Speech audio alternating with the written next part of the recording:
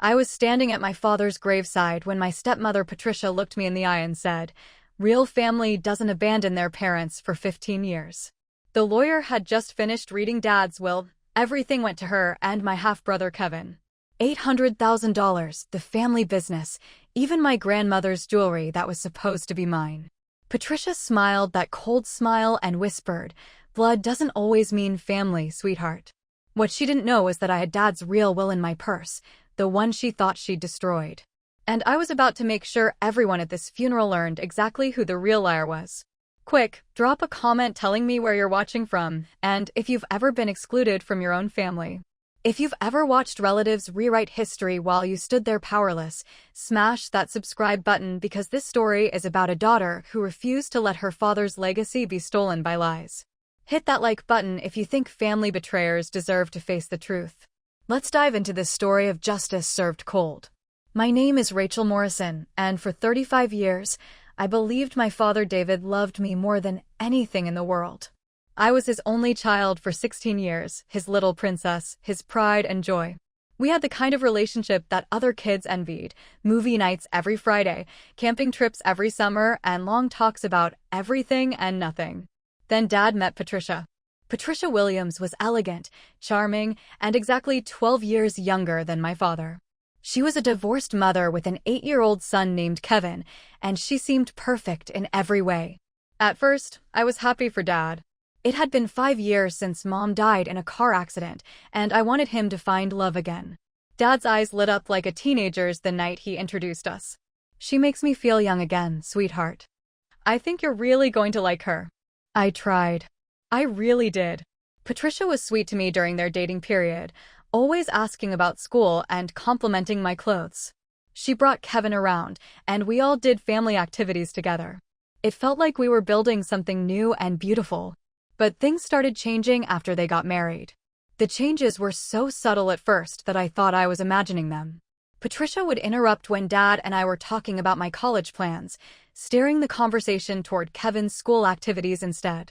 She'd schedule family outings on weekends when I was supposed to spend time with Dad, then act surprised when I pointed out the conflict. Patricia would gasp with exaggerated concern. "Oh, I'm so sorry, Rachel. I completely forgot. But we've already made these plans, and Kevin was so excited. Maybe next weekend?"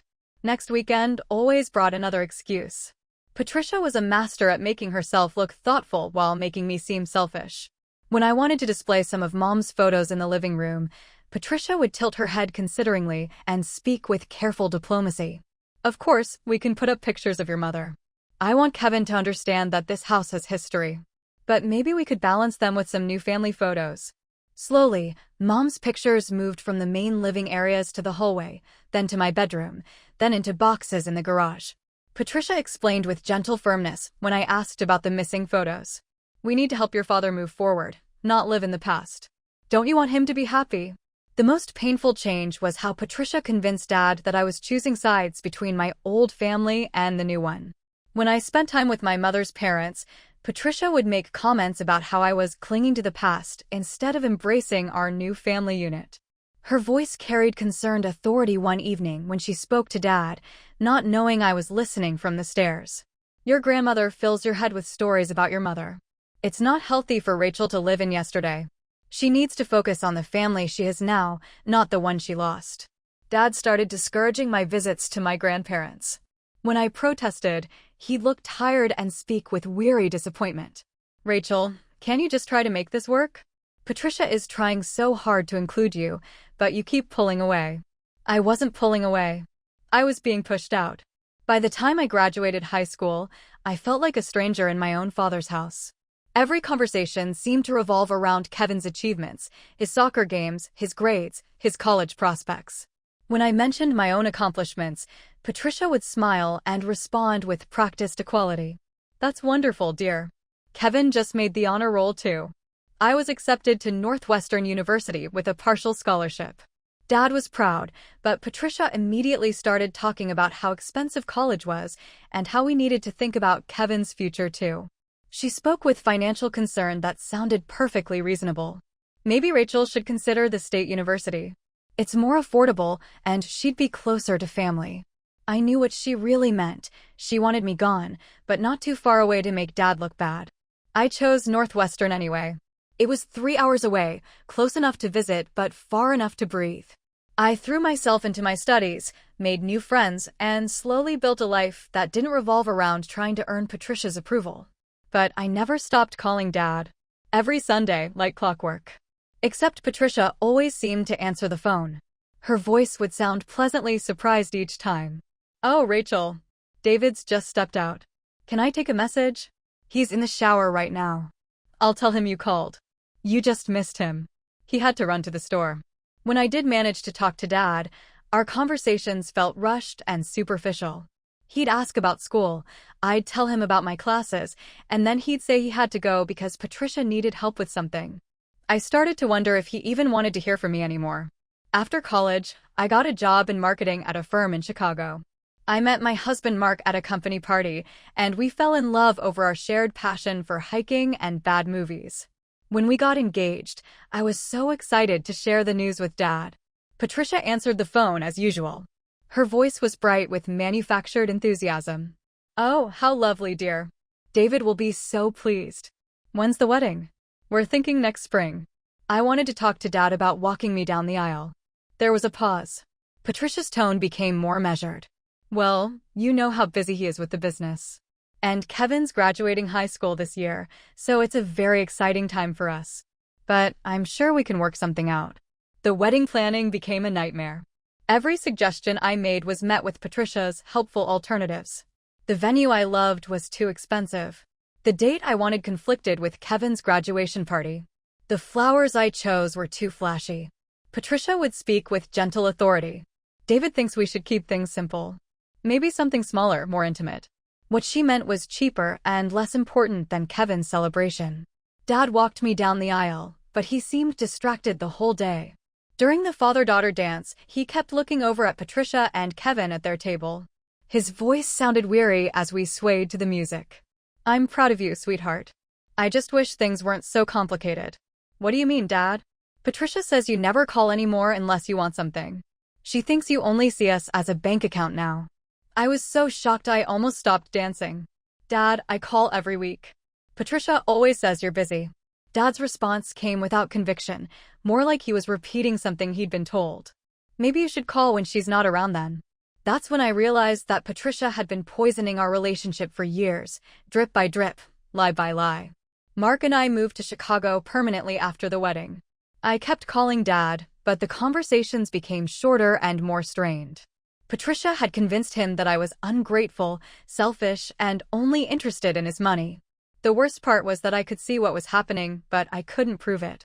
Every time I tried to explain to Dad what Patricia was doing, it sounded like I was attacking his wife. And Patricia was so good at playing the victim. She would tell Dad with wounded sadness after I'd call upset about being left out of family events.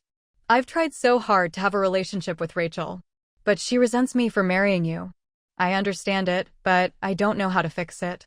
5 years ago, my marriage to Mark fell apart. We'd grown apart over the years, wanting different things, and we decided to divorce amicably. It was still heartbreaking, and I desperately needed my father's support. I called home, crying, wanting to hear Dad tell me everything would be okay. Patricia answered, as always. Her voice carried immediate concern. "Rachel? What's wrong? Is Dad there? I really need to talk to him. He's resting right now. He hasn't been feeling well. What's the matter?" Through my tears, I told her about the divorce. Instead of sympathy, I heard a sigh. Patricia's tone became lecturing, disappointed. "Oh, Rachel. David's going to be so disappointed. He had such high hopes for your marriage.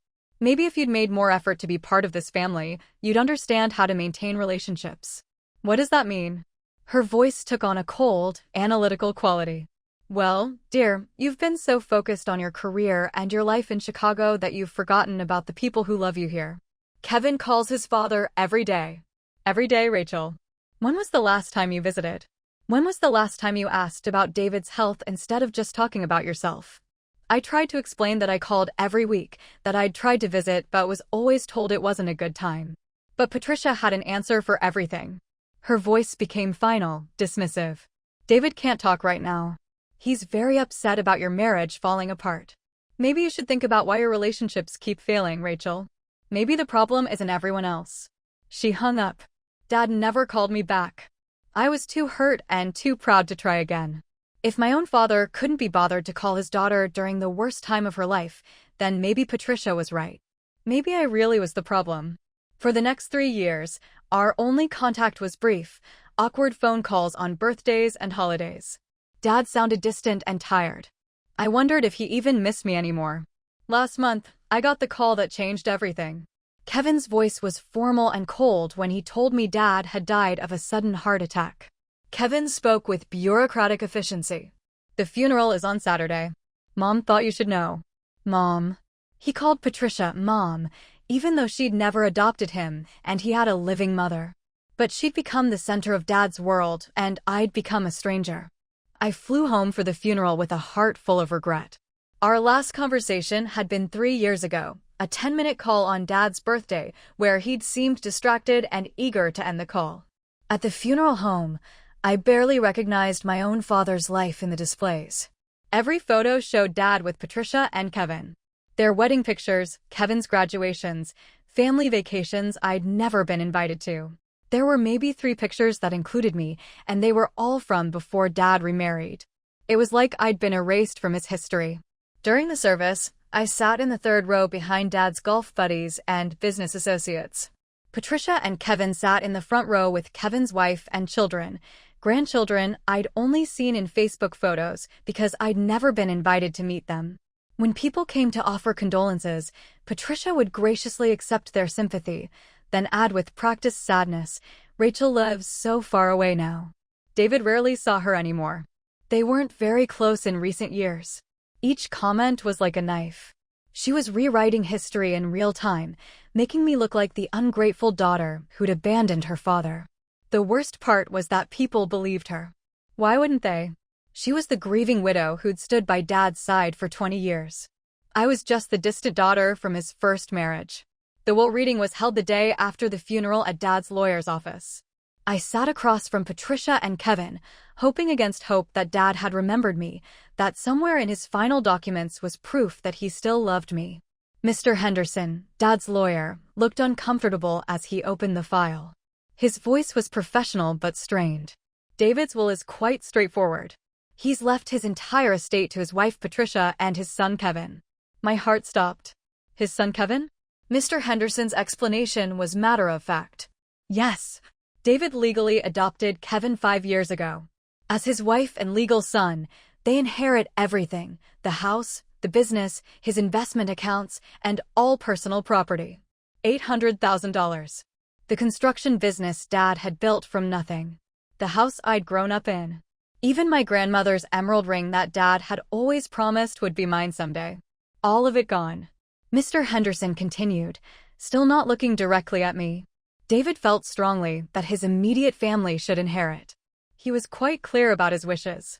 Patricia reached over and squeezed Kevin's hand, trying to look sad instead of triumphant. Her voice carried false sympathy. "I'm so sorry, Rachel. But David felt that real family doesn't abandon their parents. He said you made your choice 15 years ago when you decided we weren't good enough for you." I sat there in shock, unable to speak. 15 years ago, I was 20 years old, starting my adult life. I'd never abandoned anyone. I'd been pushed away, gradually and systematically, until I was nothing more than an occasional phone call and a Christmas card. Mr. Henderson slid an envelope across the table with obvious discomfort. He left you a small memento. A few personal items he thought you might want. Inside was my mother's wedding ring and a photo of Dad and me from my high school graduation. No letter, no explanation, no final words of love or regret. Patricia stood up, smoothing her black dress with satisfaction. "I hope you understand, Rachel." David had to think about the people who were actually there for him. Kevin has been like a real son to him for 20 years. They had a special relationship. She was rubbing salt in the wound, and she knew it. Patricia continued with theatrical graciousness. "Of course, you're welcome to visit the house anytime. Kevin and I want to maintain family connections. We're not heartless."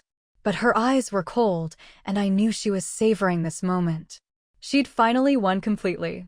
She'd not only stolen my father's love, but his legacy too. That night, lying in my hotel room, I cried harder than I had since Mom died.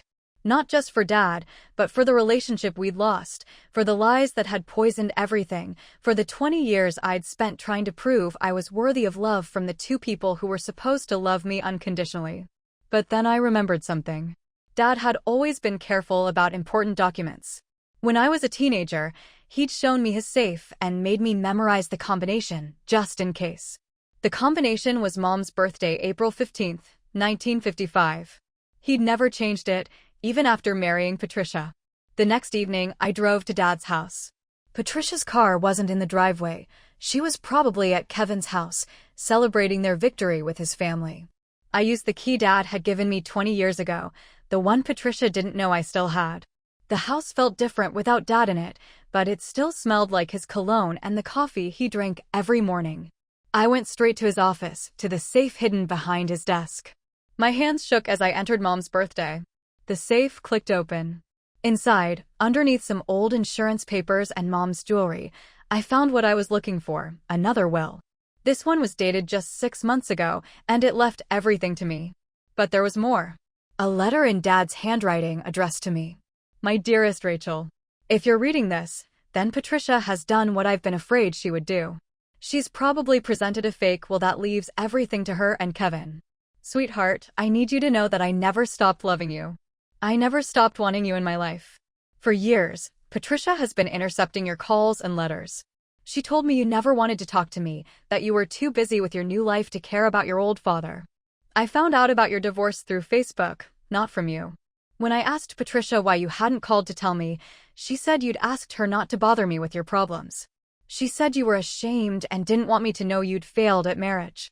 I've been trying to reach you for months, but she always has an excuse for why I shouldn't call. She says you've moved on, that contacting you would just upset you. But I see how you look in the photos Kevin posts online. You look sad, sweetheart, and I wonder if you're sad because you think I don't love you anymore. I do love you. I never stopped. I'm sick, Rachel. My heart isn't strong anymore, and I know I don't have much time left. I need to see you before it's too late, but I don't know how to reach you without Patricia interfering. I've been watching Patricia more carefully lately, and I've discovered things that make me sick to my stomach. She's been stealing money from the business for years, small amounts that she thought I wouldn't notice. She's forged my signature on documents.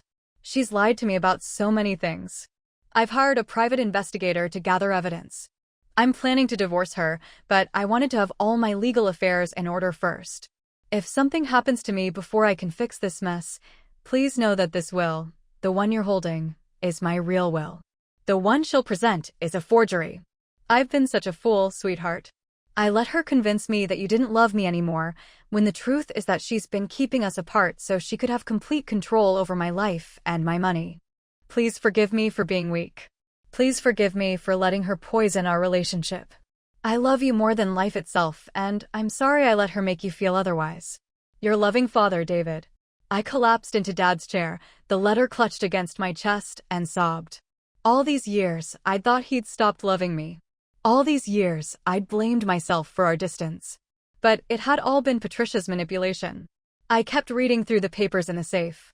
Dad had documented everything, forged checks, manipulated business records, even recordings of Patricia on the phone with someone discussing how to handle the old man's daughter problem. In one recording, I heard Patricia's voice clearly. David's getting suspicious about Rachel not calling. I told him she's probably busy with her new boyfriend and doesn't want to be bothered with family drama. But we need to be more careful.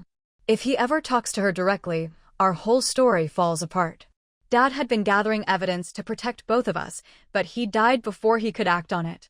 I sat in Dad's office until dawn, reading every document, listening to every recording, understanding the full scope of Patricia's deception. She hadn't just stolen his money, she'd stolen 20 years of our relationship. But Dad had given me the tools to fight back. I photographed every document, copied every recording to my phone, and put everything back exactly as I'd found it. Then I called my college friend Sarah, who is now a prosecutor in the district attorney's office. Sarah's voice was warm with genuine pleasure. Rachel, it's so good to hear from you. I'm sorry about your father. Sarah, I need your help. I've discovered evidence of elder abuse, fraud, and document forgery. Can you meet me this morning? 2 hours later, Sarah was reviewing the evidence in her office, her expression growing more serious with each document. Her voice carried professional outrage. This is extensive. Your stepmother has been committing multiple felonies for years. The forged will alone is enough for criminal charges. What happens now? Sarah's tone became businesslike and determined. We'll need to verify the documents and recordings, but if everything checks out, we'll file charges. The fake will won't stand up in probate court once we present your father's real will. How long will this take? Sarah smiled grimly. Justice moves slowly, but it does move. Your stepmother is about to learn that stealing from the dead has consequences. There's one more thing I want to do, I said. Dad's memorial service is tomorrow. Half the town will be there. Patricia's been telling everyone I was the ungrateful daughter who abandoned him. I want them to know the truth. Sarah's expression grew cautious. Are you sure? Once you go public, there's no taking it back. I'm sure. Dad deserves to have his real story told. The next morning, I walked into the packed church where Dad's memorial service was being held. Patricia had organized it as a celebration of Dad's life, with an open microphone for people to share memories. I sat in the back, watching Patricia play the grieving widow perfectly. She dabbed at her eyes with tissues, accepted condolences gracefully, and spoke beautifully about Dad's legacy and the family he'd built. Kevin spoke about what a wonderful father figure Dad had been. Patricia's friends talked about what a devoted wife she was. Dad's business partners praised his integrity and hard work. Everything they said was true, but it was only half the story. When the minister asked if anyone else wanted to share memories, I stood up. Patricia's head whipped around, and I saw fear flash across her face. I spoke clearly, my voice carrying to every corner of the church. I'd like to say something about my father. Patricia started to stand, probably to object, but Kevin pulled her back down. They couldn't cause a scene at Dad's memorial without looking terrible. I reached the podium and looked out at the crowd, Dad's friends, neighbors, business associates, people who'd known him for decades. My voice was steady despite my racing heart. My name is Rachel Morrison, and David was my father for 35 years. Many of you have heard that we weren't close in recent years, that I'd moved away and abandoned him. I want to tell you the truth about why my father and I lost touch. I pulled out the letter Dad had written and began to read. My dearest Rachel, if you're reading this, then Patricia has done what I've been afraid she would do. The church was completely silent as I read Dad's words about Patricia intercepting calls, lying about my life, stealing money from his business. When I finished, I looked directly at Patricia, whose face had gone white. I continued with growing strength. My father left me evidence of years of financial fraud, document forgery, and elder abuse. The will Patricia presented yesterday is fake. But more importantly, Dad's last words to me were that he never stopped loving me, and he was sorry for letting someone poison our relationship. I pulled out my phone and played one of the recordings. Patricia's voice filled the church. David's getting suspicious about Rachel not calling. I told him she's probably busy with her new boyfriend and doesn't want to be bothered with family drama. Gasps echoed through the church. People turned to stare at Patricia, who was gripping Kevin's arm so tightly her knuckles were white. My voice rang with finality as I looked directly at Patricia. Real family doesn't steal from each other. Real family doesn't forge wills or intercept phone calls from grieving daughters. Real family doesn't spend 20 years lying to keep a father and daughter apart. I walked back to my seat through complete silence. Patricia stumbled to her feet and rushed out of the church, Kevin trailing behind her. The memorial service continued, but everyone's attention was focused on the bombshell I'd just dropped. The next few weeks were a whirlwind of legal proceedings. Patricia was arrested for fraud, forgery, and elder abuse. The fake will was thrown out, and Dad's real will was accepted by the probate court. Kevin, who claimed he knew nothing about his mother's crimes, lost everything. The business, the house, the investments, all of it came to me, as Dad had intended. But the money wasn't the real victory. It was the phone calls from Dad's friends and distant relatives who'd been told for years that I was the ungrateful daughter who'd abandoned her father. Now they knew the truth. Dad's best friend Tom called me with regret heavy in his voice. I always wondered why David seemed so sad when he talked about you. He loved you so much, but Patricia always had an excuse for why you couldn't visit or why you never called. Now it all makes sense. I kept Dad's house and turned his office into a memorial room with photos of us together, all the pictures Patricia had removed from the walls over the years. In her closet, I found boxes of my letters and cards to Dad, never opened, never given to him. 20 years of birthday cards, Christmas letters, graduation announcements, wedding invitations, all hidden away so Dad would think I'd forgotten about him. The hardest part was reading my own words from years past. I miss you, Dad. I hope you're happy. I love you. Letters he'd never seen because Patricia had intercepted them all. I visit Dad's grave every week now. I tell him about my new job running his business, about the friends I've reconnected with, about how I'm finally home where I belong. Sometimes I read him the letters he never got, the words I wrote, but he never heard. Patricia is serving 5 years for elder abuse and fraud. She'll get out eventually, but she'll never get back what matters most. The family she destroyed with her lies, the trust she broke, the love she poisoned. Some people have told me I should forgive her, that Dad wouldn't want me to be bitter. But Dad left me that letter for a reason. He wanted the truth to come out. He wanted his real family, me, to know he never stopped loving me. I've learned that some betrayals run so deep they change the shape of your entire life. Patricia didn't just steal money, she stole 20 years of relationship between a father and daughter. She made me doubt my own worth, made me question whether I was lovable, made me carry guilt that was never mine to bear. But Dad's letter saved me from that poison. His final gift wasn't just his inheritance, it was the truth that set me free from years of self-doubt. I run Dad's construction business now, and I've made it clear to his employees that integrity matters above all else. Dad built his reputation on honest work and fair dealing, and I'm going to honor that legacy. Kevin still lives in town, working at a hardware store and struggling to rebuild his life. Sometimes I see him around, and he looks ashamed, embarrassed. I almost feel sorry for him. He was Patricia's victim too, in a way. She used him as a weapon against me, but she also denied him the chance to have a real relationship with his stepfather. I don't hate Patricia anymore. Hate takes too much energy, and I'd rather use that energy to build something positive. But I'll never forgive her either. Some actions are unforgivable, not because the person who committed them doesn't deserve mercy, but because forgiveness would dishonor the people who were hurt. Dad deserved better than to spend his final years believing his daughter had abandoned him. I deserved better than to lose 20 years with my father because of one woman's greed and jealousy. Now I'm building the life Dad would have wanted for me, surrounded by people who knew him, carrying on his work, living in the house where he raised me. It's not the life I planned, but it's the life he wanted me to have. And sometimes, late at night when I'm sitting in his office, I swear I can feel him there with me, finally at peace knowing the truth came out and justice was served. So we've reached the end of today's story. Do you think Patricia got what she deserved, or should I have handled things differently? Have you ever had someone try to rewrite your family history or poison your relationships? Drop your thoughts in the comments below and let's get a conversation going. If this story of a daughter fighting for her father's legacy kept you hooked, smash that like button. And if you're new here, hit subscribe for more stories where the truth finally wins in the end. Thanks for watching, and I'll see you in the next one.